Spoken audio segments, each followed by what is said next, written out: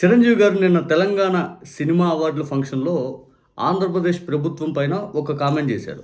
ఆ కామెంట్ చేశాక వెంటనే ఇక్కడ తెలుగుదేశం పార్టీ సోషల్ మీడియా విచ్చలవిడిగా రెచ్చిపోతా ఉన్నారు. ఒక రకంగా చిరంజీవి గారి పైన విరుచుకుపడతా ఉన్నారు. ఆయన అన్న దాంట్లో తప్పైతే లేదు.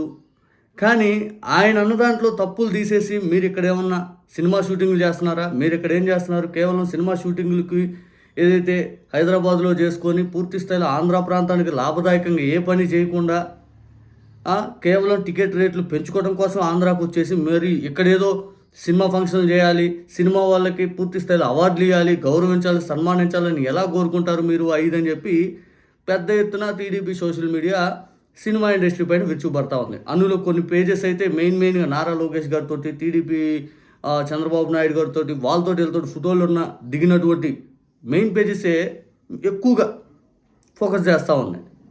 చిరంజీవి గారు అసలు ఏమనలా. చిరంజీవి గారు అన్న కామెంట్ చూడండి. గతంలో జగన్మోహన్ రెడ్డి గారి ప్రభుత్వాన్ని ఉద్దేశిస్తూ చిరంజీవి గారు ఏమన్నారు, ఇప్పుడు చంద్రబాబు నాయుడు గారి ప్రభుత్వాన్ని ఉద్దేశిస్తూ ఏమన్నారో చూడండి.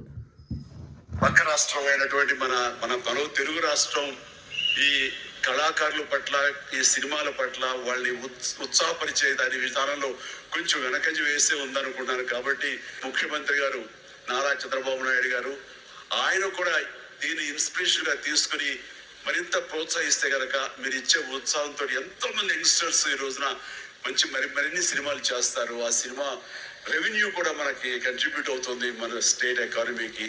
అది కూడా ఒక ఆలోచన పెట్టవలసిందిగా వినమ్రంగా ఈ వేదిక ఇచ్చిన వారికి విన్నవించుకుంటున్నాను.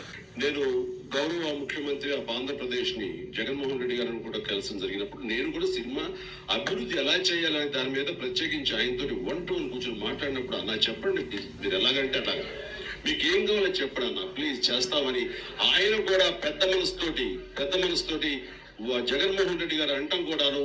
ఇది సినిమా పరిశ్రమకి, తెలుగు సినిమా పరిశ్రమకి ఇది ఒక శుభ సూచకం.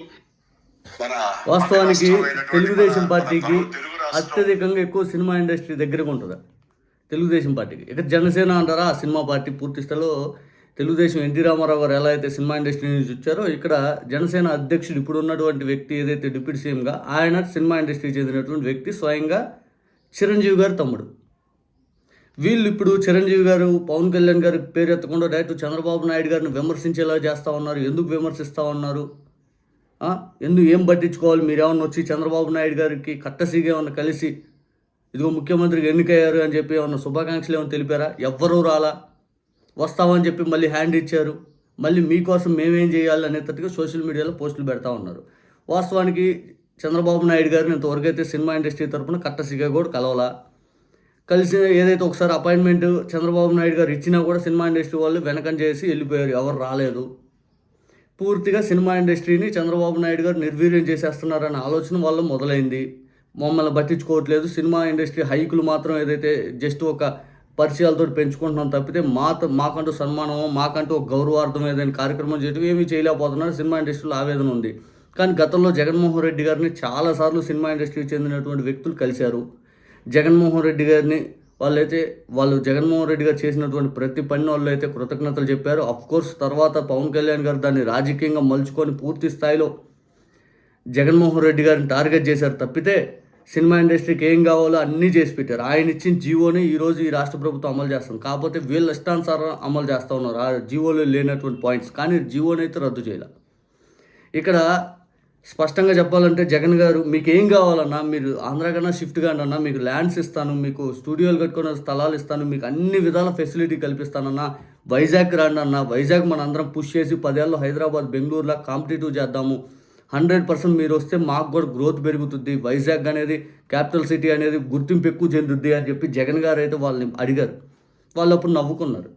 ఇదే మాట వైజాగ్ అట్లా అని చెప్పి ఇదే తెలుగుదేశం పార్టీ వాళ్ళు నాడు జగన్ గారి మీద ద్వేషంతో రాష్ట్ర ప్రయోజనం కంటే కూడా సినిమా వాళ్ళకి మద్దతు పలికారు. వారు రావడం ఎందుకన్నట్టుగా.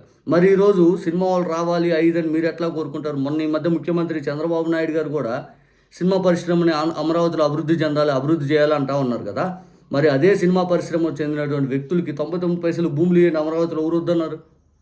అమరావతిలో 99 పైసలు భూములు ఇచ్చి సినిమా పరిశ్రమ ఏదైతే డెవలప్ కావడానికి స్టూడియోలు కట్టించండి. మీకు రామోజీరావు గారు అత్యంత దగ్గర వ్యక్తి, రామోజీ ఫిలిం సిటీ అక్కడ పెట్టారు కదా, ఇక్కడ కూడా పెట్టించండి. ఆయనకి దారాదత్తం చేసేస్తారు కదా, అందరికీ దారా చేసినాం, ఆయన ఒక్కడు మిగిలిపోవడం, ఆయనకు కూడా చేసి సినిమా స్టూడియో గట్టి 3 ఏళ్ళలో కట్టండి, 3 ఏళ్ళలో కట్టకపోతే మేము ఇది చేస్తామని చెప్పండి. ఇక అశ్విన్ దత్ థియేటర్ ఏదో మల్టీప్లెక్స్ ఏదో కట్టుకోవడానికి 2 ఎకరాలు ఇచ్చారు కదా అమరావతి ప్రైమ్ ఏరియాలో. అశ్విన్ దత్ ఎందుకు కనీసం పునాది రాయేలా? అశ్విన్ దత్ ఎందుకు ఇంతవరకు పునాది రాయేలా? ఇక రాఘవేంద్రరావు గారికి అప్పట్లో ఇచ్చారు కదా థియేటర్, ఏదైతే ఐమాక్స్ అంటున్నా, అదేదో కట్టుకోవడానికి ఒక మాల్ ఏదో కట్టుకోవడానికి హైదరాబాద్లో, ఇక్కడ కూడా 2 ఎకరాలు ఇవ్వండి, ఇచ్చే ఉంటారులే నాకు తెలిసి. ఇక్కడ కూడా ఇవ్వండి, లేకపోతే ఇచ్చి 99 పైసలకి ఇచ్చి అమరావతి ప్రాంతంలోనే ఇచ్చి కట్టించండి. అమరావతి పుష్ అయ్యిద్ది కదా ముందు. మీరేమీ చేయరు, కానీ అందరు చేసే వాళ్ళు మాత్రం మీరు విమర్శిస్తూ ఉంటారు. ఆయన అడిగిన దాంట్లో తప్పు అయితే లేదు, చిరంజీవి గారు అడిగిన దాంట్లో అసలు తప్పు అనేదే లేదు. చిరంజీవి గారు చాలా క్లియర్గా అడిగారు. జగన్ గారు చేసేవాళ్ళు ఫంక్షన్, జగన్ గారు కరోనా పోయా 2 ఏళ్ళు, తర్వాత ఈ జీవోలు ఈ చుట్టూ ఇంకో సంవత్సరం పోయా, చివరి ఎన్నికల టైం అయిపోయా. కరోనా లేకపోతే జగన్ గారు చేసేవాళ్ళు. వీళ్ళు వచ్చి 2 ఏళ్ళు గడిచిపోతుంది, కనీసం పూర్తి స్థాయిలో ఏమీ పట్టించుకోవాలి.